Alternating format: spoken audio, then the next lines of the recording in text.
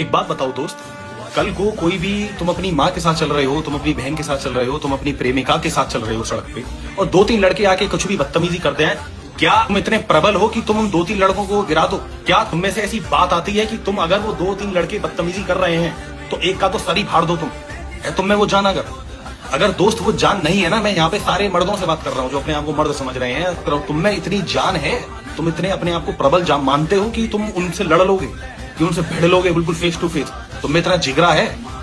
अगर दोस्त नहीं जिगरा है ना, और अगर नहीं कॉन्फिडेंस आता है कि भाई मेरे से दो तीन लड़के अगर आ भी जाएं तो मैं पिट जाऊंगा या ये जो कर लूंगा, तो मेरे दोस्त जिम और ग्राउंड पे कूदना शुरू कर दे, अपनी बिल्ड अपनी फिजिक पे ध्यान दे।